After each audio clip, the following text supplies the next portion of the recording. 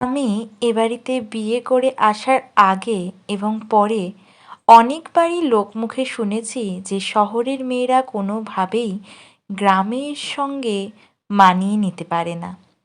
এমনকি যখন আমি এখান থেকে অষ্টমঙ্গলায় আমাদের বাড়ি যাই, যখন জোর ভাঙা বলাই হয় ওটাকে, আমার বাবা নিয়ে যায়, তখন যে ওই দিককার কোনো ছেলে খুঁজে পাওনি, কথাটা হাস্যকর লাগলেও আহ, আমার কাছে কিন্তু খারাপই লেগেছিল।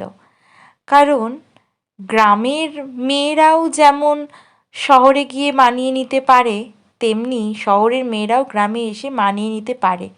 কারণ মেয়েরা সকল পরিস্থিতিতে সমানভাবে মানিয়ে চলতে পারে নিজেকে। আর মানিয়ে চলতে পারলেই যে জীবন সুন্দর এমনটা কিন্তু নয়। কিন্তু মেয়েরা সেই ক্ষমতা অর্জন করে নিয়েছে, বা ভগবান মেয়েদের কাছে সেই ক্ষমতাটুকু দিয়েছে।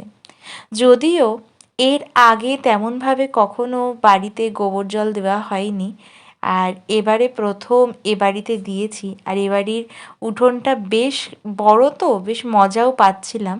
এখানে গোবর গুলছিলাম আর মজাও লাগছিল। তো সুদীপ তো সেদিনকে বাড়িতেই ছিল, এই জন্য ওকে বলেছিলাম যে তুমি একটু ভিডিওটা করে দাও। তো ক্যামেরাটা ধরে দিচ্ছিল আর ভিডিওও করে দিচ্ছিল।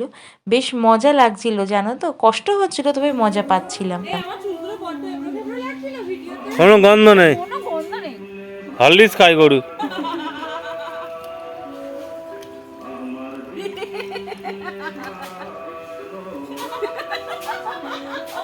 এবাড়ি আসলে এমনভাবেই আমাদের দিন কেটে যায়, কী করে যে দিন কেটে যায় বুঝতেই পারি না। তো দিকে গোবর জল পর্ব শেষ হয়ে তোমাদের সঙ্গে দেখা হচ্ছে আবার সন্ধেবেলা। Hey guys, good evening. কেমন আছো তোমরা সবাই? আশা করছি সবাই খুব ভালো আছো। তো আমিও ভালো আছি। আজকে তোমাদের সাথে শেয়ার করব যে আজকে আমাদের বাড়িতে কি কি পিঠে হচ্ছে। তো চলো, মা আজকে কি কি পিঠে বানাচ্ছে সেটা তোমাদের সাথে শেয়ার করে নেব। আর এই মুহূর্তে কিন্তু আমরা আছি রান্নাঘরে, আমাদের গ্রামের বাড়ির রান্নাঘরে। তো এখানে সমস্ত তো গুছিয়ে নেওয়া হয়ে গেছে। খোলামুচি পিঠে বা আজকে পিঠে, যে যেই পিঠে বলো সেটা হবে। আর এখন আমি করতে বসেছি নারকোল কোড়া, যেটা আমার খুব ভালো লাগে করতে। তো তো চলো করে নিই সেই। নানান ঐতিহ্যবাহী জিনিস আজ আমরা ভুলবার পথে। দেখো, এই যে কুলো, এগুলো কিন্তু শহরাঞ্চলের বাড়িগুলো থেকে প্রায় উধাওই হয়ে গেছে। তো কুলোতে নারকেলগুলো কুড়ে রেখে দিয়েছিলাম, আর এখানে মা গ্যাস ওভেন টোভেন সব বার করে নিয়েছিল নিচে। কারণ পিঠে যেহেতু অনেক কিছু হবে আর অনেকটা সময় লাগবে, যার জন্য নিচে বসে বসে পিঠে তৈরি করার বেশ একটা আলাদাই মজা আছে। তো সবার প্রথমে আজকে হবে তেলের পিঠে। আর মা এখানে বেশ ছড়াছড়াও বলছিল, কিন্তু আশেপাশে এত পরিমাণে গান হচ্ছিল না যে ভয়েসগুলো ভালো আসছিল না। তো এখানে সবার প্রথমে যে ব্যাটারটা গোলা হয়েছে তেলের পিঠের জন্য। তো দেখো, তেলের পিঠে তো প্রথমে একটা করা হয়েই গেছে, সেটা দাদা টেস্ট করছে। আর দাদা বলল নুন আর মিষ্টিটা বেশি, নুনটা তো সামান্য দেওয়া হয়, বেশ ঠিকঠাকই আছে।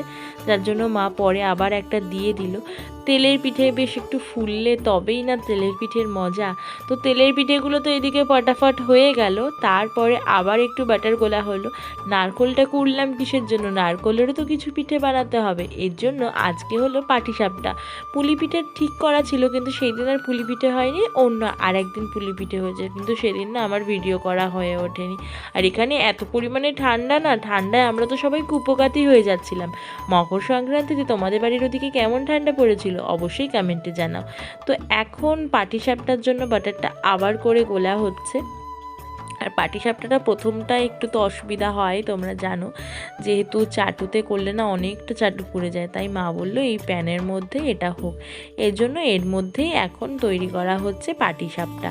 ফ্রাইং প্যানে হচ্ছে পাটিসাপটাটা।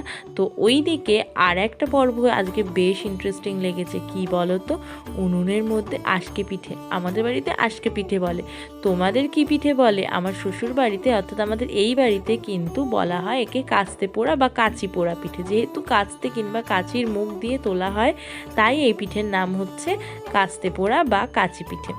তো উনুনে পিঠে তৈরি অনেক দিন পরে দেখলাম, আর এই স্বাদ গ্রহণ একটা অপূর্ব ব্যাপার। উনুনে পিঠে পুলির একটা আলাদাই স্বাদ, তাই না? তো আজকের ভিডিওটা আমার এত অবধিই থাকলো। দেখা হচ্ছে নতুন আর একটা কোনো ভিডিওতে। ততদিন তোমরা সবাই প্লিজ পাশে থেকো, সাথে থেকো, আর এভাবেই আমাকে এগিয়ে নিয়ে যাও। টাটা, আজ তবে যাই।